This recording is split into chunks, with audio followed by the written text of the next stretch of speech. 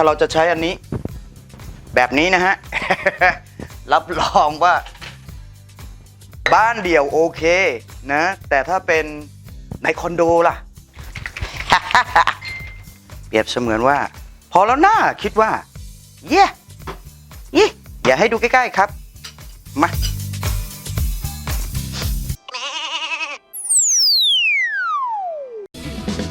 สวัสดีค่ะ Make it easy กลับมาอีกแล้วนะทุกอย่างต้อง easy มากๆเลยนะในรายการของเรานะครับชมมาหลายๆเทปแล้วฮะอาหารไทยเนี่ยจริงๆแล้วถามว่ามันหลากหลายมากไหมมันก็ไม่โดยเบสิกแล้วมันก็ไม่ได้หลากหลายอะไรมากฮะพื้นเพของคนไทยเราก็จะเน้นไปเรื่องของรสชาติที่จัดจ้านของพริกนะครับเนื้อสัตว์ที่ไม่รุนแรงไม่หนักหนามากนะใช้เล็กๆน้อยๆแต่จะเน้นผักเป็นส่วนใหญ่เนาะทีนี้เวลาที่แต่ละท่านอยู่ตามคอนโดนะฮะอยู่ในพื้นที่ที่จำกัดมากๆนะใช้เสียงมากก็ไม่ได้ยิ่งตอนกลางคืนนี่คือทุบตุ๊บตับอะไรเงี้ยเราก็แบบไม่เหมาะไม่ควรนะอย่างเช่นถ้าเราจะใช้อันนี้แบบนี้นะฮะ รับรองว่าบ้านเดี่ยวโอเคนะแต่ถ้าเป็นในคอนโดล่ะสุกัญญาเคยแล้วนะตอนสมัยวัยรุ่นตุบข้างล่างบนน่าดูเลยฮะเพราะว่าอยู่ชั้นบนใช่ไหมอยู่ชั้นล่างก็ไม่เป็นไรแต่อยู่ชั้นบนเนี่ยโอ้โหเป็นที่รำคาญของชาวบ้านมากเลยทีนี้วิวัฒนาการของคนเราก็จะมีเรื่องของเครื่องปั่นวันนี้จะลองทำน้ำพริกโดยใช้เครื่องปั่นอย่างเดียวโดยไม่ใช้การทุบลองดูนะโอเคไปค่ะใช้เจ้านี่เลย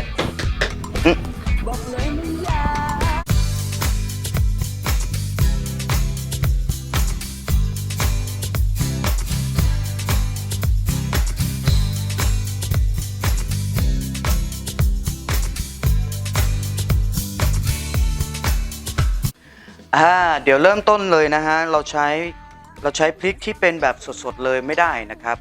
มันจะไม่หอมเนาะดังนั้นเดี๋ยวจะแกะหอมกระเทียมนะครับแล้วก็พริกสดเนี่ยฮะทั้งแดงแล้วก็เขียวเอาไปคั่วให้มันแบบสุกซะหน่อยมีกลิ่นไม้นิดๆหอมมากๆนะครับแล้วค่อยเอามาผสมกับสัดส่วนต่างๆด้วยวิธีการปั่นตอนนี้เดี๋ยวเอาพริกกับหอมกับกระเทียมไปคั่วก่อนนะครับปอกก่อนดีกว่า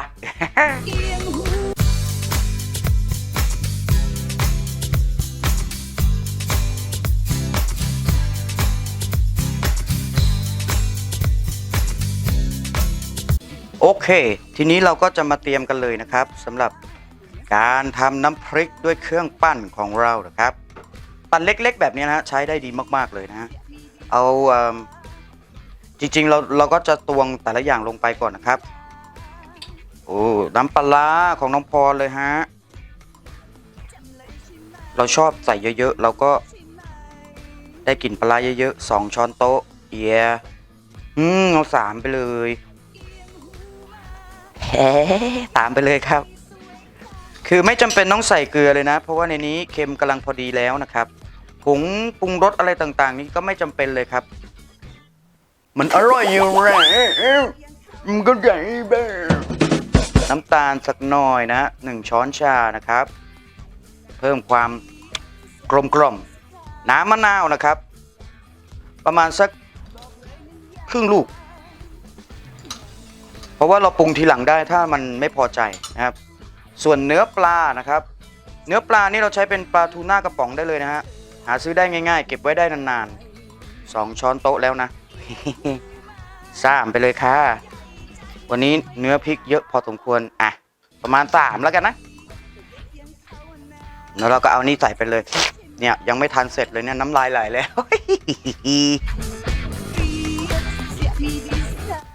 นี่ก็ปิดเลยจ้ะเอานะเราจะมาเริ่มกันเลย yes เวลาปั่นเราอย่าปั่นแรงมากนะครับพอให้มันเป็นแบบเป็นระยะไม่อยากให้มันแบบเขาเรียกป่นไปเลยอย่างเงี้ยมันไม่ใช่น้ำพริกไงมาแล้วครับ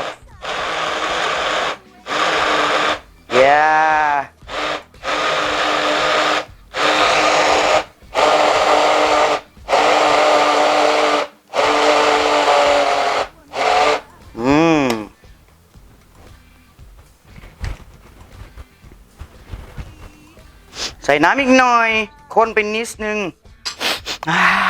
หอมเนี่ยมันข้นไปนิดนึงนะฮะเราชอบเปรี้ยวๆเนี่ยใส่มะนาวลงไปอีกหน่อยแหมเป็นความสามารถระดับทันสมัยนะฮะ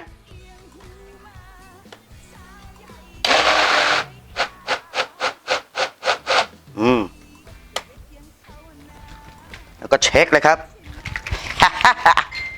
เปรียบเสมือนว่าเราจะพอแล้วหน้าคิดว่าเย้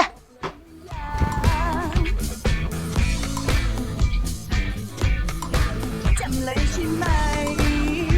ใช่ไหม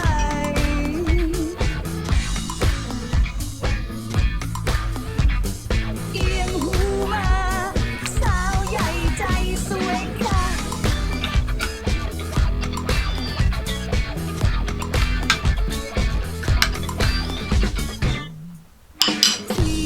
ซี่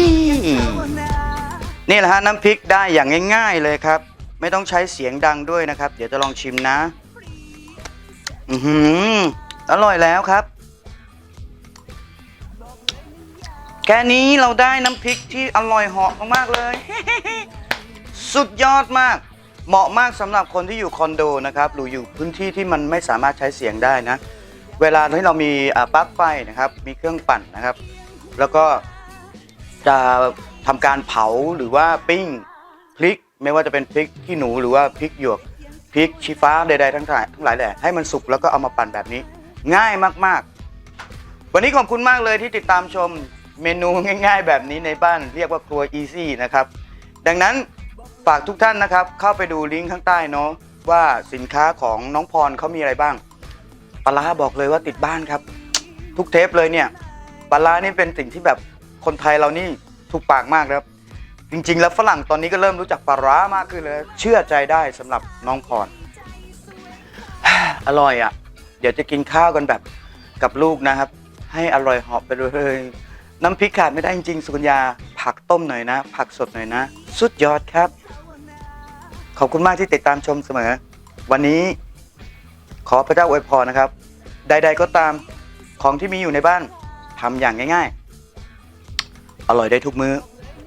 ให้ครัวอีซี่เป็นเพื่อนของคุณเข้ามาชมบ่อยๆขอบคุณมากครับสวัสดีครับอร่อยมาก